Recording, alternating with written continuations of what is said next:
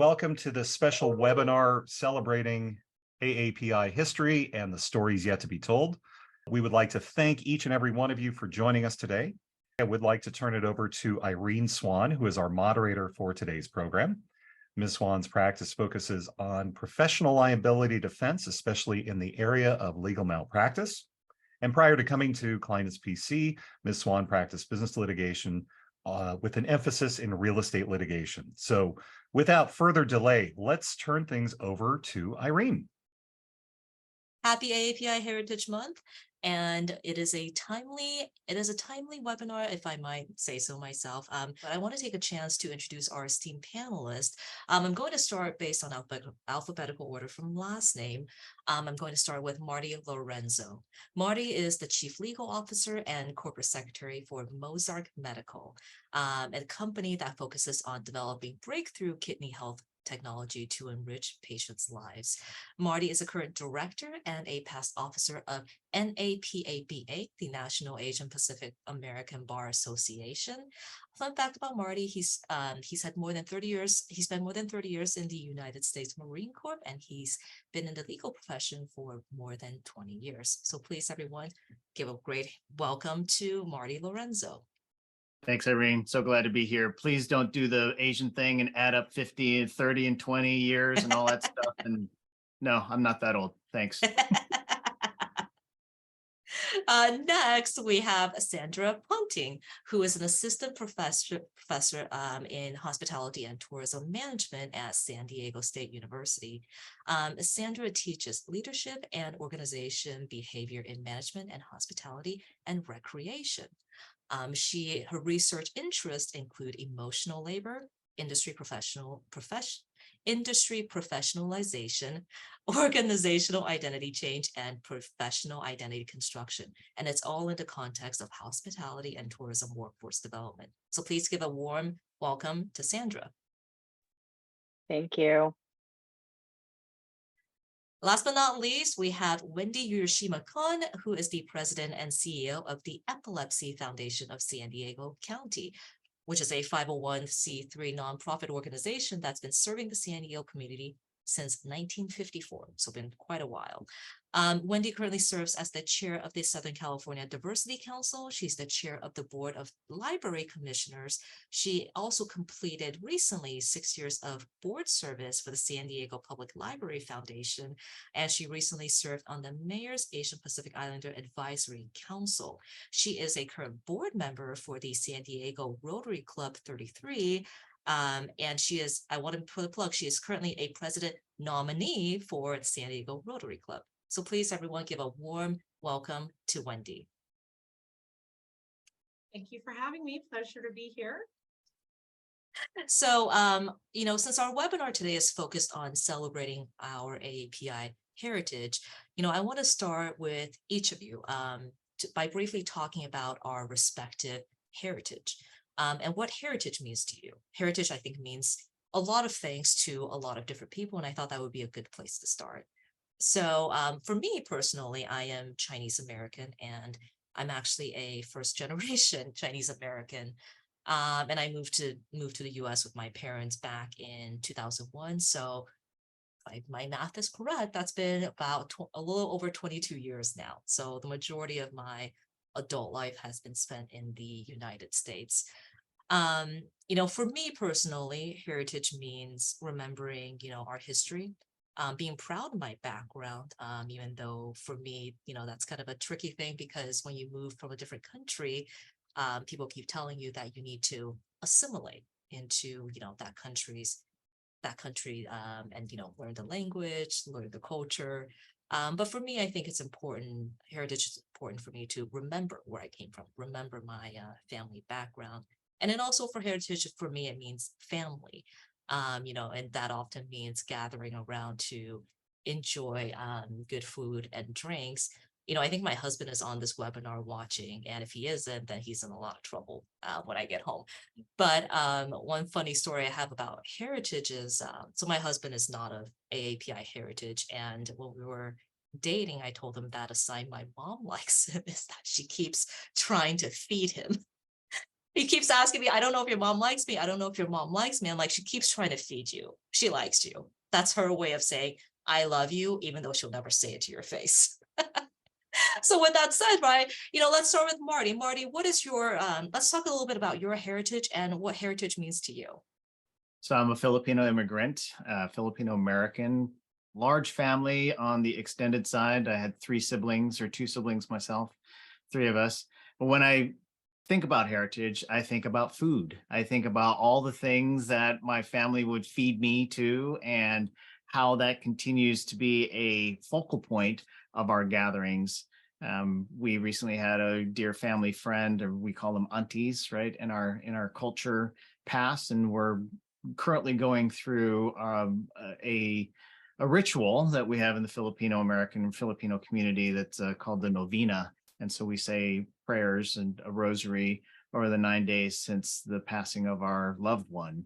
And it's a time for honoring her life, a time for being with each other in support of her survivors, and for us to eat good food and be with one another as we remember that there's a cycle to everything. And to me, when I think of my heritage, that's what comes most to the front, which is how our family, whether we're in times of crisis like this or in times of great joy, it's always a big event. There's never a small family gathering when it comes to our family. And then when you add on my wife's Filipino family as well, it just, it grows exponentially. We had like 500 people at the wedding or something silly like that. So that to me is a symbol of our heritage and what I remember always about being Filipino and Filipino American. It's family. Thank you, Marty. And again, my condolences to you and your family. So let's go next to Sandra. Okay, so my heritage is Korean, born and raised. I left Korea when I was 19. I've lived in Western economies for more than half of my life, I would say. I came to the United States 15 years ago. So for me, in addition to all the good food, and because of the influence that Korean culture is having in certain parts of the world, the music and film is really prominent in my household because I do have biracial children. But for me, honestly, heritage really means being fluid and accepting of my identity as it evolves around with the world that is surrounding me.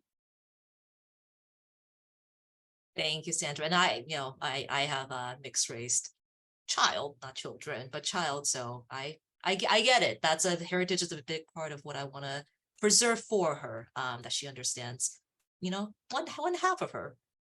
Wendy, last but not least. Great, thank you. Well, I am a 4th generation Japanese American. So one set of grandparents was born in Japan, the other set was born here. So I am what they call between Sansei and Yonsei, Issei, Nisei, Sansei, Yonsei.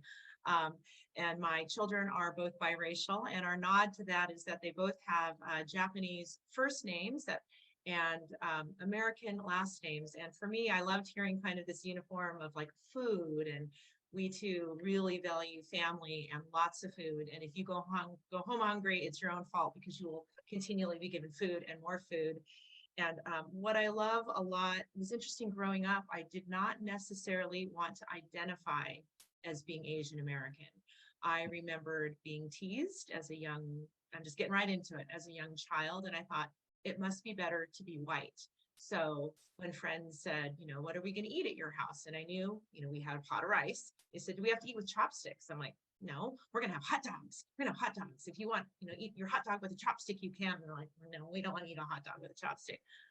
But as I became an adult, I really came to fully embrace my culture and hearing stories from my grandparents and really understanding where they came from. And even my parents, who were interned in the camps after the war, and really, again, as an adult, started to embrace how incredible it is being both in many ways, Japanese and being both American. So I love this discussion and the world that we're living in today, which is very mixed and very blended. Yeah, I like to hold on to some of our, and I don't know if they're Japanese traditions, but this kind of over politeness and overthinking and who's going to pay for the bill. So now if we go home to see my 87-year-old father, he is going to slip the credit card to the waiter, but we will have called ahead and said, take his credit card, but use my credit card. And so, all these kind of fun little traditions that we like to carry on that I'll teach to my daughters as they, well, one is a young adult and one's a little, but thank you. I like that, Wendy. That's a really slick yeah, trick. I calling love that. ahead. I'm actually I going to love take that. it. I'm going to yep. take that. Actually, Noted that one.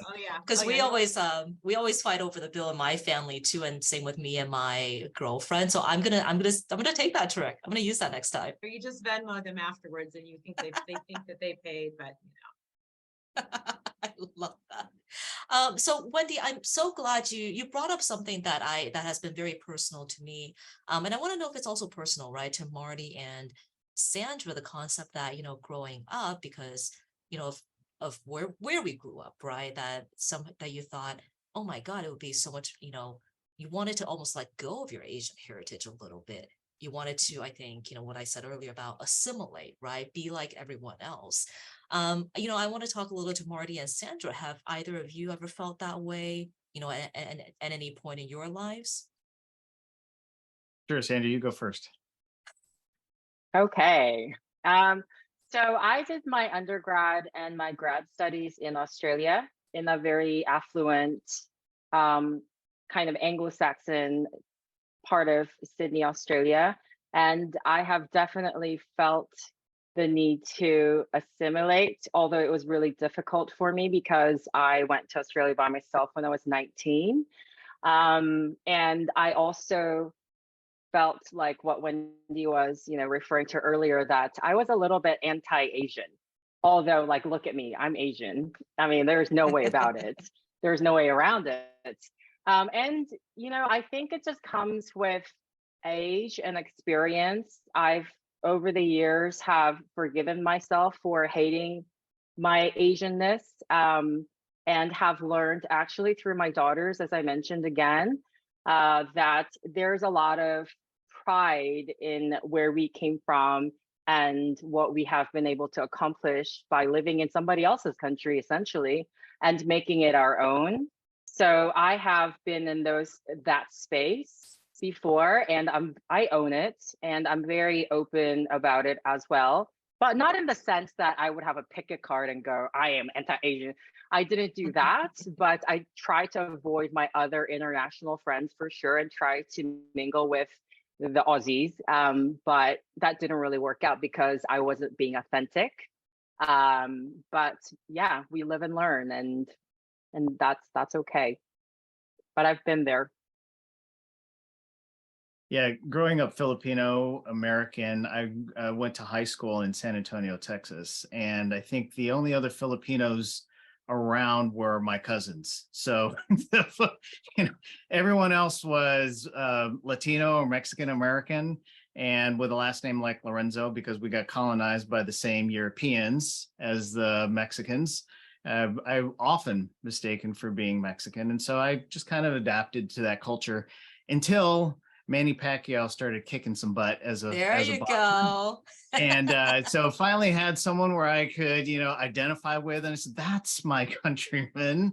And that's, so started to better understand how Filipinos were viewed in a larger culture. And frankly, it started getting me to read more about our part in World War II as scouts and how we came to the United States, what's now the United States, with the Manila galleon trade in the 1700s, and that there's been a Filipino colony in the United States and Louisiana since the early 1700s, and a rich history of Filipino Americans in what's now the United States, and started to learn about that, and came into my recognition, if you will, of recognizing the value of being Filipino and Filipino American after having tried to just escape it all by just being seen as just another Mexican American in San Antonio, Texas.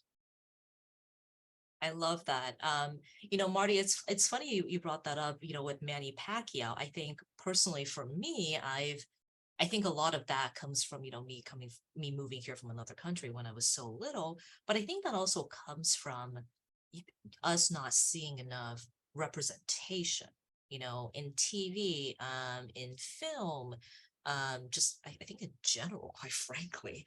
I'm so glad you brought up the point about Manny Pacquiao because I really didn't feel represented, right? Like, as woman with AAPI heritage, until quite frankly, the past couple of years when I started seeing movies like, Shang-Chi, like God, what was that? Everything, Everywhere. everywhere, all at once. Yeah, I can't even say the title at this point. It's so long.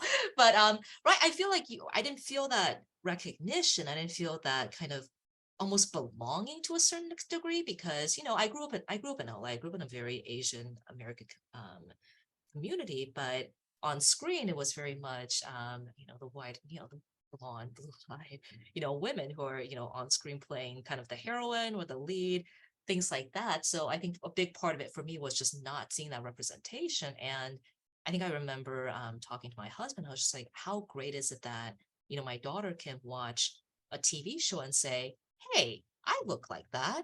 I can do that someday. Sandra, Wendy, what about you? Have you had any, has that been a experience that both of you have had? I definitely think representation is important. So if I could lean into my work experience, so I'm a professor at a university. Our university is an API-SI designation, meaning Asian American or Native American Pacific Islander serving institution. So 10% of the undergraduate students at least have to be from this background. And oftentimes I will see students from this AAPI or AANAPI background. We connect. I see them and they see me. And it's quite profound because when I went to school, of course, in Korea, they're Korean teachers, but when I went to school in Australia, they didn't look like me. I never really felt that. They just seemed like a professor to me, somebody that's not relatable, not connectable, if that's a word. Yeah. But through my students, I have been so privileged and lucky to feel that I can mean something to them, and that I don't want to sound narcissistic at all, but in the sense that they see me and then they can actually see themselves, in the future through me. Here is another, Asian woman. We may not all be Korean. There I have, an abundance of, great diversity when it comes to the Asian American community at our university. And it's just really, really touching when they come up and say, you really have represented who we are. And I'm so proud to be, X, Y, and Z. So I'm very lucky in that way. And I feel that way. And I try to be the best role model that I can be. You'll have to ask my daughters. I'm completely different animal at home, but in the workforce, I try my best, through my behavior, through my engagement, through my interests, really. Irene, I'm glad you brought up representation. I think that is such a huge issue. And I'm glad that there have been a lot of people that have paved the way before us. For many years, I was working in television. I worked at the local ABC affiliate, and I kind of came up through the assistant, coordinator, manager, but I ended up doing some on air as well. But when I was on the management team, I was the youngest person on the management team. I was the only female, and I was the only person of color. And I thought there was a time when our company won an award from Working Mother magazine, and one of my coworkers, the men in the room, he's like, oh no, now the women now they're going to ask me for a parking space and a breastfeeding room. And he was kidding, but he wasn't kidding. And I thought, oh no, I'm going to say something. I'm like 27 when I'm going to get fired. But I said, now listen, sir, what would your wife think and what would your daughter think? And the second I said it, I'm like, oh shoot. He's like, well, I was just kidding. And I'm thinking, no, you weren't. But afterwards, someone said, I'm really glad you used your voice. And that then paved the way for other women in management, even in television. I ended up being on air, and I'm thinking about, the Connie Chungs of the world. And I was giving a tour of the station one day, and a little kid's like, Connie Chung. I'm like, not exactly. She's like 30 years older than me, but whatever, I'll take it. Because if we can see that. So I do a lot of work when I am out. I mean, even when I came to our Epilepsy Foundation, incredible people, an incredible board of directors. But I said, well, why is our board mostly white and male and of a certain age demographic? I said, epilepsy affects anyone with a brain. Where are the people of color? Where are the younger folks? And so that's a continual theme that I think of, even walking into meetings when I was running the Asian Chamber of Commerce for many of years. I would go into business meetings talking about retail and travel and economics, and I'm thinking, why are there no APIs in this room? This is the Asian Business Association.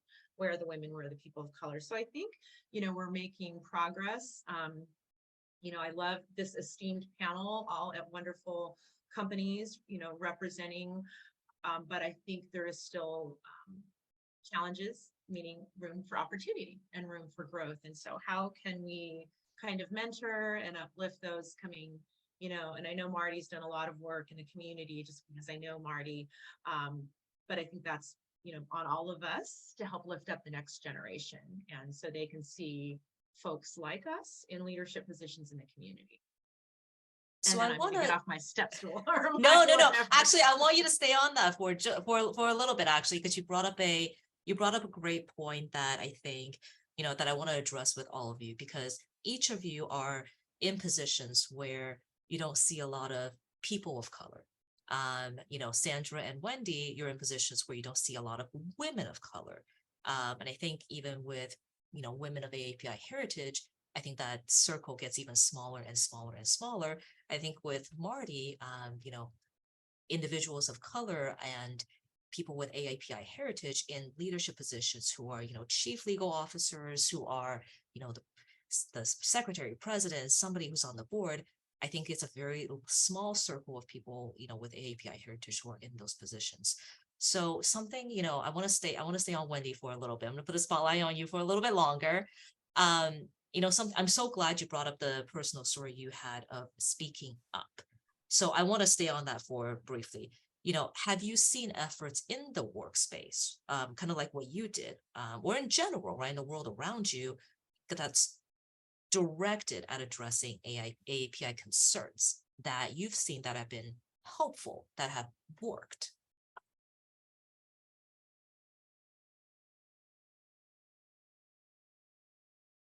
That question to me, or does someone else want to take it? Oh, I'm going to stay on you for a little longer, Wendy. Oh, okay. I think it's interesting. In many ways, I think there's been an uprising among many people, whether it's youth, whether it's the LGBTQ plus community, the Asian community, and I think it's starting to happen in workplaces. What I like seeing is that, diversity, equity, inclusion, belonging, there's now policies happening at companies, not just in support of Asian American, but of all people. And I think that wasn't always the case.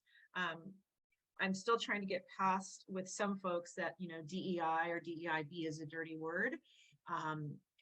And, it's become a political word for some people. So that's one change that I think has been beneficial to at least start seeing policies in place at companies. I know we didn't have a DEI position at our organization, and I'm like, certainly, we serve people with medical differences, and so we started creating a policy. And what does that look like, and how do we continue to serve the community better? And that's just one small example. I don't know if Sandra or Marty, you have seen other. I'm in the nonprofit space now versus in the corporate space. But like, again, we're getting there. We're certainly not there yet. And Marty, I'd love to hear what efforts you've seen in the corporate space that have helped to kind of, direct and help to address AAPI concerns that, that you see, right, actually that have helped, that have, done something that's beneficial.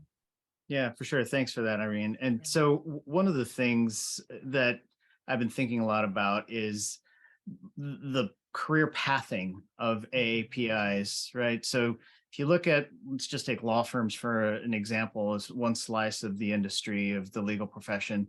lots of Asian American and Native Pacific Islander associates, fewer partners, right? And then even fewer rainmakers, folks who are actually at the top of a law firm or being able to make decisions and policies.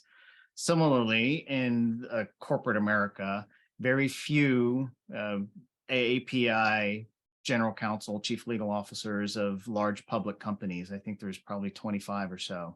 There's only one Filipino American general counsel of a public company who I know of. That doesn't mean that there aren't any out there. If anyone out there is also a public company Filipino American general counsel and you're not Marie Mendoza from Kratos, please let me know. Would love to meet you, please.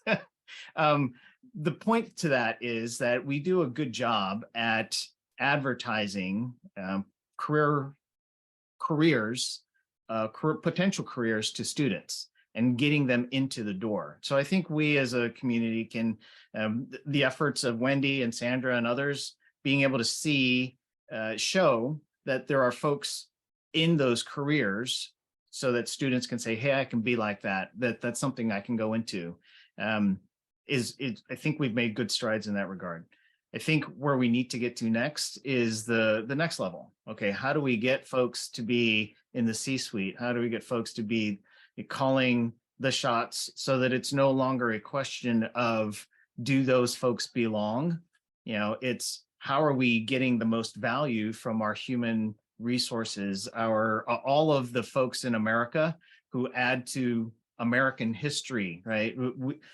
We as Asian Americans are 8% of the US population and the fastest growing demographic in the United States.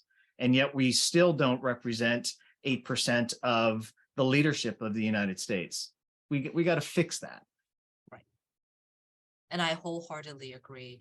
And I think, Sandra, you come from because you're in academics, I'd love to hear what you've seen in the academic realm, because, you know, there's a lot of AAPI, you know, people in the academic realm, but personally, for me at least, I don't see a lot of people who, you know, become tenured professors. I can tell you, I don't even know if at USD we had a tenured professor with of AAPI heritage, quite frankly, you know, which is kind of sad to me. You know, like Marty said, we're one of the fastest growing populations, and you know, I think it's due, you know, for us to be represented, right, in higher ed, in that level of education. Yeah, so you mentioned USD. I went to USD law. Yeah, so that's a very different student population altogether. Right. I have, so SDSU is part of the California State University system. I've also worked for UCSD, which is also, you know, state university as well. It's interesting, I'm going to twist it a little bit, because when you mention person of color, oftentimes we are not seen as person of color in higher education. This is very true. So therefore, in California, Asians, and specifically East Asians, are not considered minority. So therefore, the privileges or the opportunities or the equity that our students deserve are often missed because we are not considered minority. And yes, you are right. We do have a lot of Asian American faculty, you know, compared to other ethnic groups. But what I do want to mention, though, is in that Asian American community, what's missing is the balance of inclusion of our Southeast Asian colleagues as well as South Asian colleagues. That's often missed. And I feel I'm very aware of that. So oftentimes when we do panels like this, AAPI or AANAPI, often it's people that represent the East Asian population. So I think we need to be more cognizant of that. But I do think it's going in the right direction. Our university has a huge emphasis on student affairs and diversity, faculty diversity. I'm actually the university lead for the Center for Inclusive Excellence in Creating Inclusive Classrooms. We have 50 faculty this summer. It's unheard of. And we are focusing on decolonizing our student learning outcomes, We are looking at how we are indoctrinated ourselves with specific, methods and theory. So therefore, how do we decolonize those as well? So I have a different kind of take because I am in this world of higher education, and I often Right. feel that we are not considered a person of color. And that's challenging for, me and my colleagues. I absolutely love that you brought that up because I think, something interesting when we were working on the webinar, right? Something I pointed out to my colleagues is that, as somebody of AAPI heritage, we face slightly different issues because, like Sandra said, sometimes we're not considered to be minorities, but we face the same challenges, I think, as a lot of minorities. So I think addressing specific AAPI concerns, I feel like you have to almost look at it through a slightly different lens, if that makes any sense. Totally agree. And Yeah, also be able to disaggregate the data, right? right. Asia is a large continent, for crying out loud, and Asian Americans is a, political demographic categorization for the majority population. We are on this panel. There are 4 different Asian ethnicities. We come from different heritages. So we need to be able to look into the data and figure out where are our most Yeah. underserved communities. Absolutely. I think, Sandra, I don't know if you I read this in the news of maybe about a year and a half ago or so. And I remember reading, I think it was some college, I think, included Asian Americans in, I think, their calculation or looking at their statistics. They included them with Caucasians or Mm. enrollment or something. I remember hearing something about that, I think about a I'm year not ago. surprised. I'm Yeah, sure you didn't I'm sure you read it somewhere. And the discrimination that goes on with student admissions when Ivy right. Leagues, as well as the way, other states are addressing what Wendy said before, DEIB. It's a big concern. Absolutely. So I want to kind of shift and talk on the same topic, right? What efforts have the 3 of you seen, in the workplace, in the world in general, right, addressing AAPI concerns that, what efforts did you not see that you actually wish were undertaken, that you wish you thought about it, you said, hey, you know what? Why don't we just do this to, I think, Sandra, I'll take you for example. Why don't we just do something like this to address, the lack of, AAPI professors representation in the academic arena? In California system, and I can speak to SDSU specifically, we're Sure. actually not underrepresented as academics. There's a lot of us. Yeah, It's just that we are not seen, if that makes any sense. that absolutely makes Numbers sense. wise, we tick the box with racial ethnic identities, but we are not considered as a under-resourced. It's kind of like saying that, you know what, you guys are all fine, you're all here in this Right. university, but it's eliminating the life experiences and the struggles that we all had individually. So there's definitely systematic problems when it comes to DEIB, and that's probably a whole different conversation. That's not for this panel because I'm at the bottom of the pyramid. I can't change the world, but we do one at a time, right? Yes. Yes.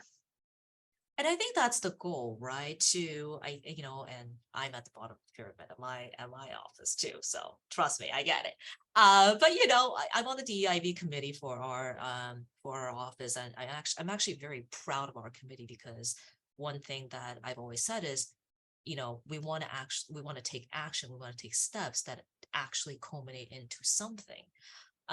So Wendy and Marty, right? What were some steps Marty, I'll start with you, Marty, in the corporate arena that you wish that you could see, that you wish you could see taken to, I guess, maybe elevate, people of AAPI heritage. Sure. And let me make one comment first about Irene and Sandra. You may feel like you're at the bottom of your current pyramid, but to get to that level, you've had to climb multiple other ladders. And there are so many folks, you guys mentioned it earlier, there are so many folks who want to be where you are, and just you being here and having this voice is important for our community. So thank you for that, and how we're able to help each other continue to climb. And in that regard, one of the efforts that I think can be helpful and is to have mentorship specifically, and we'll get to this probably a little bit later with regards to non-AAPI allies or champions, being able to look beyond our skin tones and differences in that regard. And so when folks from the majority community say they don't see color, I think that's a disservice to folks. I think that it's doesn't take into account the unique perspectives that we can bring from being a different color, from coming from a different background. How do we add that to our distinctiveness and make something better together? So folks who are from the majority culture, who can be allies and be more specific about taking on that mentorship and showing somebody who is a junior executive, a senior director for engineering, et cetera, and showing them, hey, you're a great engineer. Here's how you can be a great leader too. So some of the professions that in law school, I don't know if about you, Irene, but when I was at USD, they did not teach leadership at law school. So we had to learn that in other ways, right? So, and I think that's the same thing for engineers, et cetera. But in order to succeed in the corporate world, and probably most professions, you have to have that skill set of communication, problem solving, goal setting, et cetera, and be able to move across disciplines. So being able to take a majority culture, let's call it cisgen white male, and go into the engineering department and say, hey, you engineer director, we're going to make you a VP candidate. And here I'm going to show you how to be a better leader and expose you to these educational opportunities, experience opportunities. I think we can do more of that. I love that. Wendy, what do you think? I think one of the things, and I love, Marty, that you even said, Sandra and Irene, don't discount where you are and what you're doing. And maybe you're not, the chancellor of the school, but I think about probably every student in Sandra's classes are, it's like, wow, right? Here is someone who wasn't born here, and now she is teaching at this prestigious university, Irene, at a very prestigious law firm, right? So I think, kind of going back to that representation, and like, if I can do it, I always sit here and say, look, I'm not anybody special, right? I run ultra marathons, but I'm like slow, like a snail, like they're putting the food away when I finish, but you can do it. I started running in my 20s. No, I'm really slow. Like it's like 100 miles too long. But I think about Rotary. When I came into Rotary, San Diego Rotary, I'd been invited to join for many years. But I'm going to be honest, the first couple of times I went, I said, I don't think I belong here. Everyone is white, everybody is male, and everyone is over 65 or 70. Now, and that maybe was my lens and my unconscious bias. I mean, what's wrong with older white males? My husband is a white male. My stepdad is an older white male. I just didn't feel like I belonged. And I said, well, what am I going to do about it? I want to bring in other diverse people. But when I look at, there are systems in place, Rotary has been around since the 1900s. They didn't allow women in for many, many years. 1905, we just had our first national female president last year. I will be the president in 2 years, and I will be only and I'm going to mess up the numbers, 12th or 13th female president in Rotary San Diego, and the first Asian American president, period.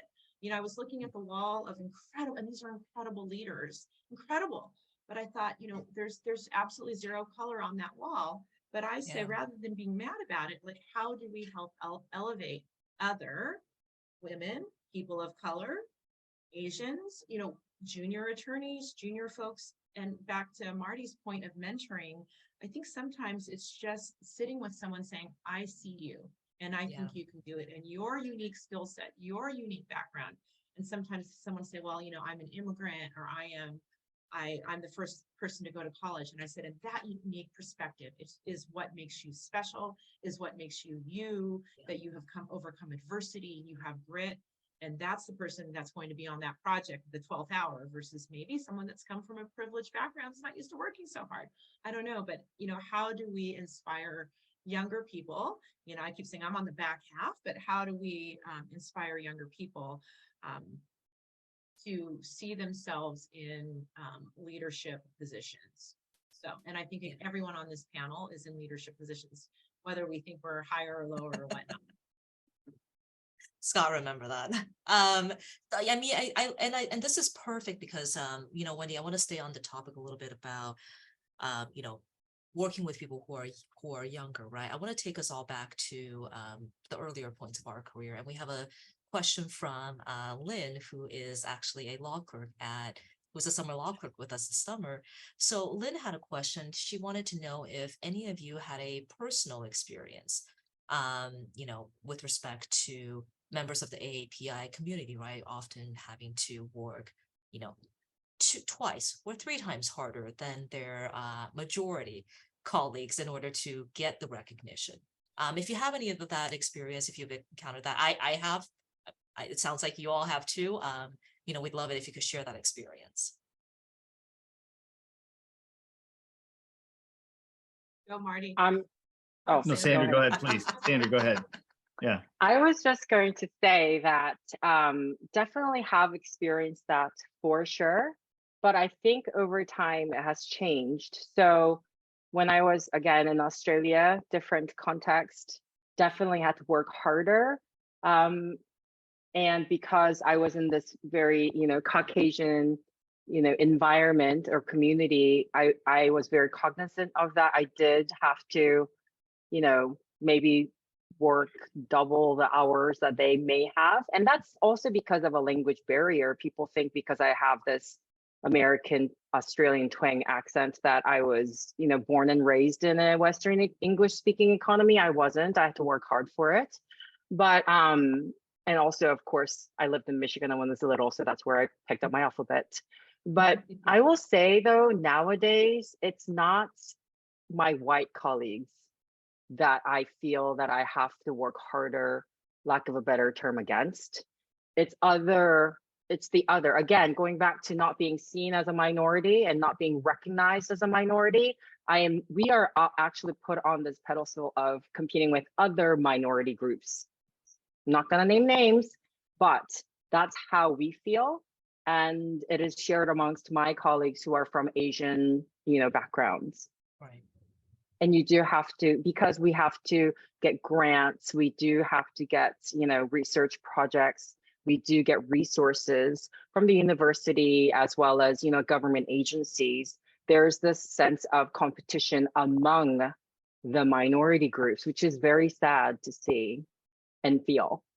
No, absolutely. And that really shouldn't, I think, be the case. It should be, I like to use the term rising tide, right? If, one of you succeed, it kind of raises the rest of you up, because other people are in a position where they could offer mentorship. They can raise somebody else up with them. So, that's sad to hear, I think, that, you're competing against each other.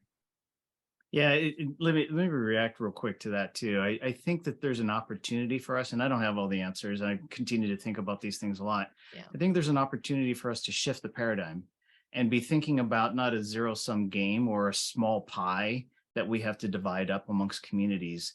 If we think more about growing the pie, right? So even if we're still 8% of 100 is only 8, but 8% of 10,000, let's grow the pie together, so that our 8% is still better for our community. Again, I'm not a good, I'm a poor Asian because I'm bad at math. So that's probably- I am too, it's okay. That's why I went to law school. But, so I probably screwed up the math analogy there. But the point being, shift the paradigm. We've been given this paradigm and put at odds with other communities by other folks. We didn't do that. How do we change that dynamic and shift the dialogue?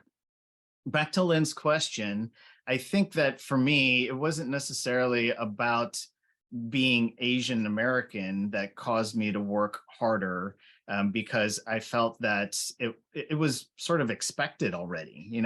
I think it was this model minority myth, and I wanted to raise that issue. It's that Right. If we weren't already working 2x, right, we were a bad Asian. What are you doing? You and the other, your Korean counterpart or the other Filipino down the hall. Actually, that's a lie because, she was on a different floor because there were only two of us in the firm. um, but all the other Asian Americans are already working super hard. So are we pitting ourselves against each other with this model minority myth that we have to continue to perpetuate, right?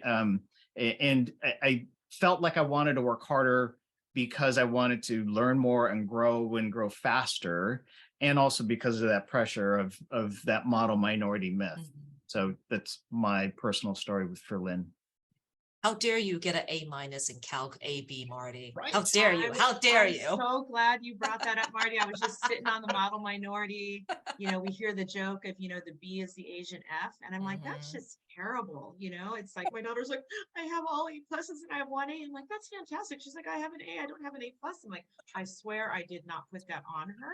But the danger of that is that not Yeah. all APIs are, it's like, oh, you're all doctors and scientists and you're all, attorneys and you're all successful. And then there's a whole big groups of Asian Americans, APIs, immigrants that are low wage earners. They don't, they're working 3 jobs. And so, I think there's this kind of wanting to put everybody in the same pot. And when you look at all of the different, how many different Asian, and I should know this back from my Asian stats, but terrible at math as well, Marty, I'm right behind you. That's why as a journalist, how many different Asian cultures are there in San Diego alone? How many different languages are spoken? And they're different. And we all have different experiences. And just one funny note, I remember when I was doing some on-air at 10 News, and I was doing some weather and traffic reporting. I was at a party over the weekend, and a very well-meaning host of the party, and he said, wow, but your English is so good.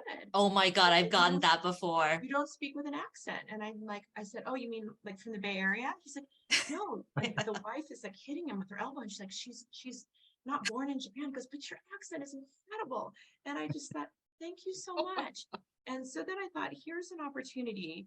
I was kind of annoyed, but he wasn't trying to be mean or offensive. Right. I said, here is an opportunity to educate and to share. And I said, well, actually, Mark, I said, I'm from San Francisco, but I've actually never been to Japan. I've never been to Asia. I was born here. I speak more Spanish and sign language than Japanese.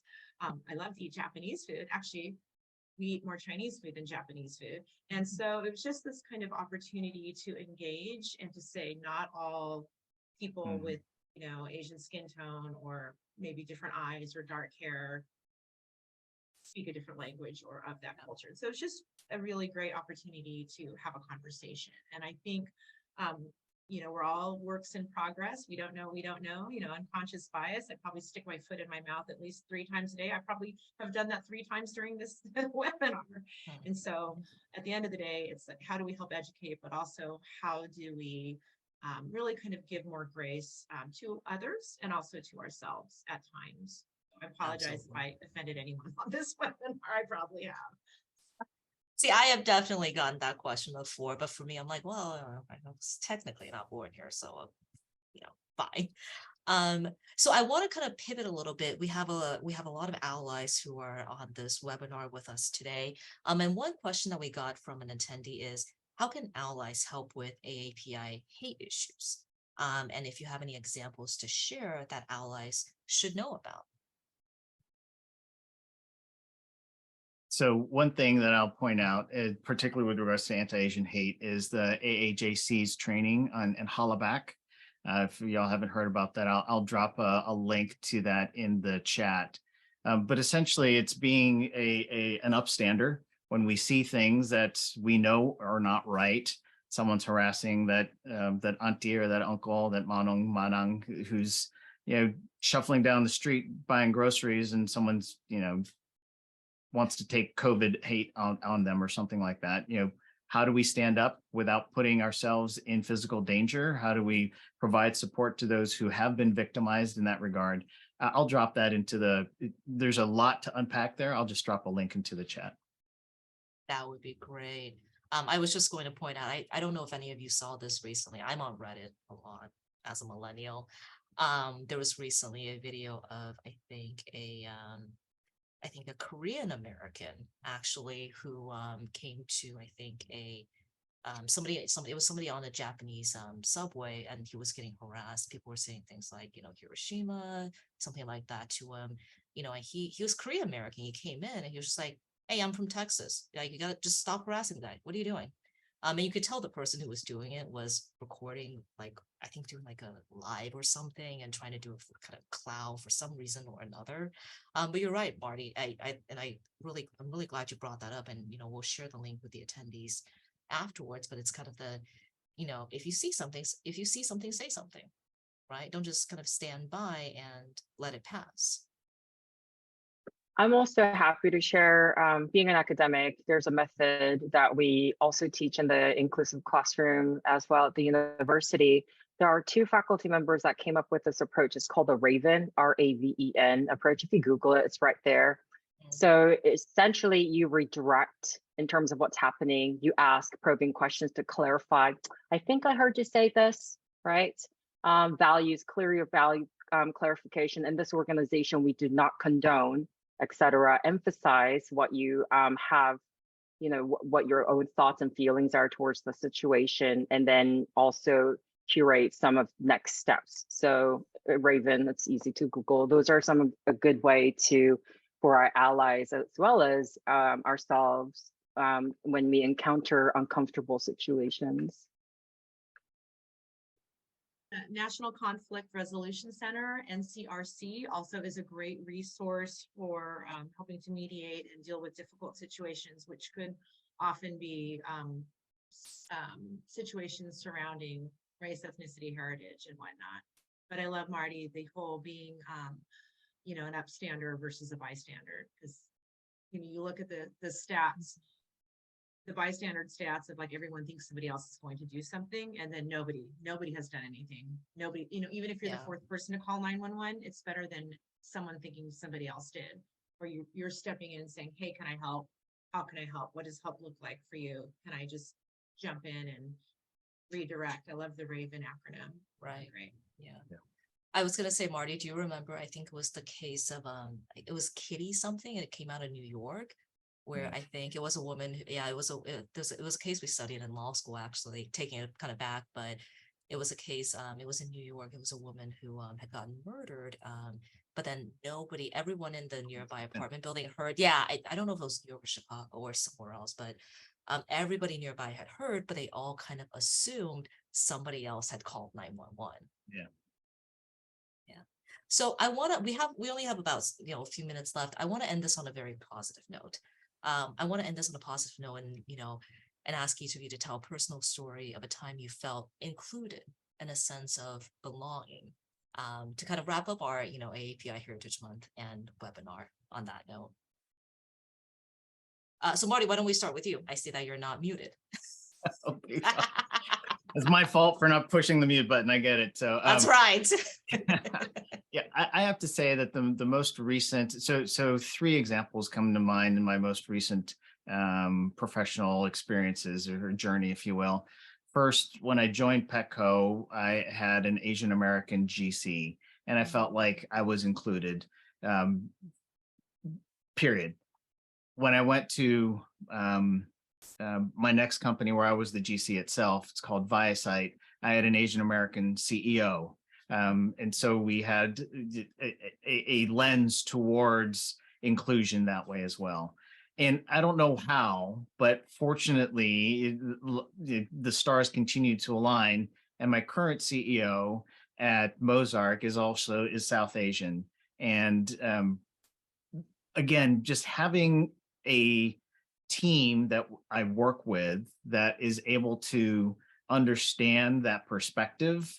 And it's not a matter of having to champion for diverse voices. We are diverse voices, and we just have to champion for hearing one another and using these 2 ears and 1 mouth in proportion. And I'm really blessed to have had those experiences in my recent professional career. I can share something that's been happening for maybe the last decade. When I was the CEO for the Asian Business Association, we frequently had folks coming from the city of San Diego that heads up the boards and commissions saying, We are looking for more strong leaders from the APIA community to sit on boards and commissions. And the city was making an outward attempt to really help bring those voices forward.